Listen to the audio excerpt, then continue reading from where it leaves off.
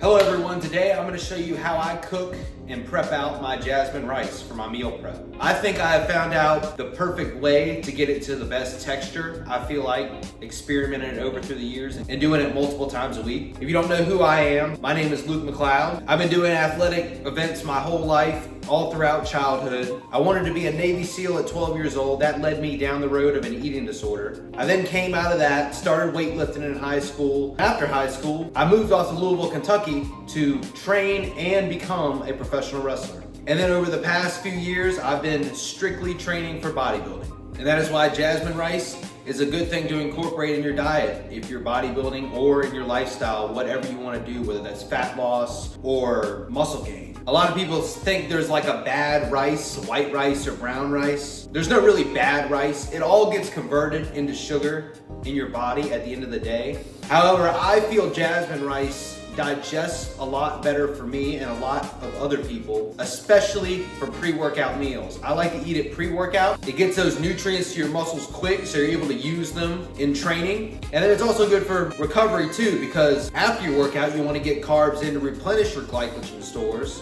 So when you eat it after a workout, it'll get to your muscles fast and help you out there. And ultimately, it just comes down to taste. You gotta eat what you like and that you can sustain for a long period of time.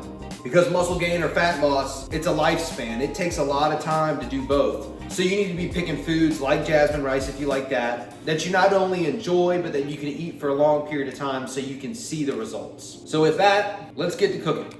Now the Jasmine rice that I use is this brand from Aldi. Aldi brand stuff I have found is a lot healthier and they just carry better products. I'll also get out something to strain my rice because this is the first step in Jasmine rice. You gotta wash your rice. Then I'll get out my pot. You can use a smaller one if you're doing a smaller batch, or you can use a big one if you're doing a bigger batch like I am. I'm not doing a ginormous batch for like a week's worth. I feel like it works best if I have it in a pot for the size that I'm cooking. So what I'm gonna do now is I'm gonna scoop 2 cups of Jasmine rice. That's how much I'm gonna cook. Like I said, it depends on how much you're gonna cook in this pot, depending on how much you need. I find out doing more than like 1.5 cups, you need like a pot like this, rather than a smaller pot. Then we're gonna come back over here to the sink, and I'm gonna start washing my rice. So what I've found is I'll usually start out with really hot water on the first few. Each time I pour the water out and I refill it, I'll do a little bit cooler each time until the last time I'll have it just really cool. I don't know what it is about that. It's been working out really good for me lately, so I'm gonna keep doing it that way. So as you can see, the water is very, very cloudy. You want it to get to the point to where it's not white and not cloudy at all. So we're gonna keep rinsing this. It'll probably take about 4 or 5 times until it gets to where it is not so cloudy. You're gonna pour this out. You use the strainer thing so your rice doesn't get all in the sink. And you just dump your rice back in. I repeat this until all the cloudiness in the water is gone. So I'm gonna keep rinsing this, slowly bringing the temperature of the water down with each rinse. So I will come back and show you when it's done and what the water should look like.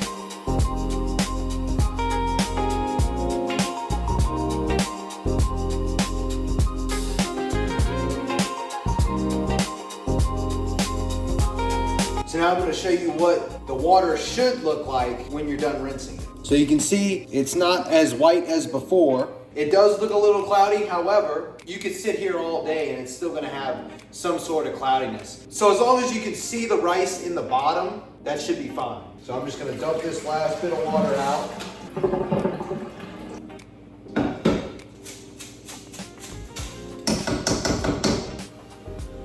Now, I'm gonna add water to it. I like to use the ratio for however much rice you have, you times that by 1.5. If I got 2 cups of dry rice in here, I'm gonna use 3 cups of water. Another example of this is if you use 1 cup of rice, you use 1.5 cups of water. So I'm gonna add 3 cups of water to this pot. I like to use filtered water. Even though, you know, as it comes to a boil, it should be fine. I filter all my water anyway, so I don't get all like the chemicals, or not as much chemicals and stuff in it, as if it just came out of the tap.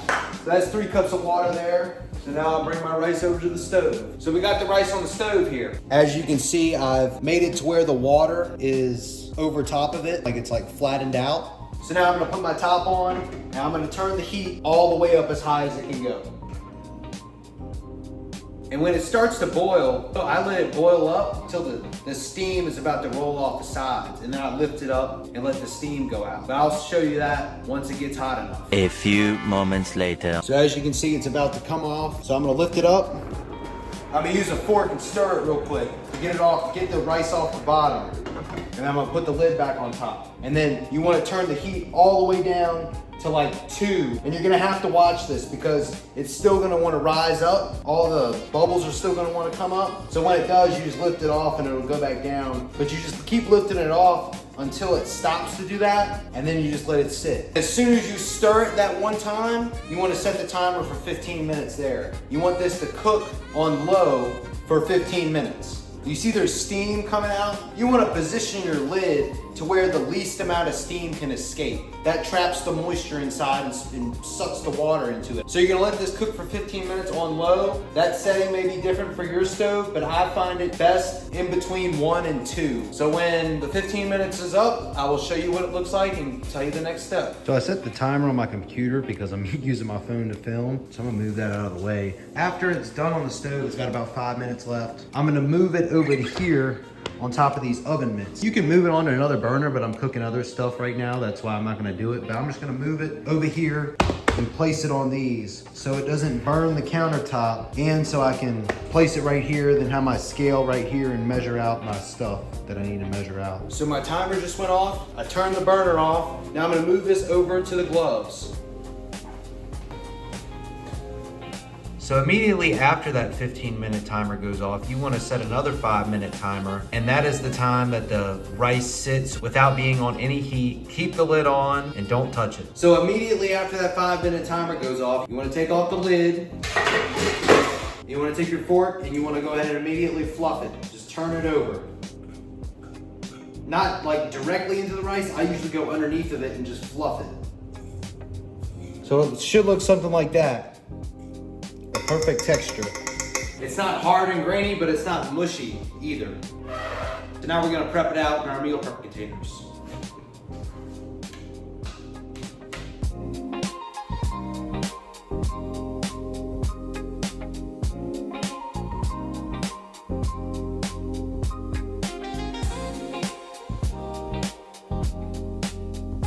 So I got all these plated out now. The ones on the top of the meal prep containers, those are for meals I already have in the fridge. I already have the meats and the vegetables portioned out. I just want these to cool off before I put them in the fridge with those. These are for other days. I didn't have enough for the amount of days that I need, but I'll just make more rice as I go. And I'll just put the leftover rice that I have in here in a small bowl, and I'll use that when I cook some more. And there's the excess. So like I said, jasmine rice tastes good to me. It's very easily digestible, and it's very simple to make in large batches. If you like my perfect jasmine rice, watch this video to see me cook my delicious oats and egg whites pancakes.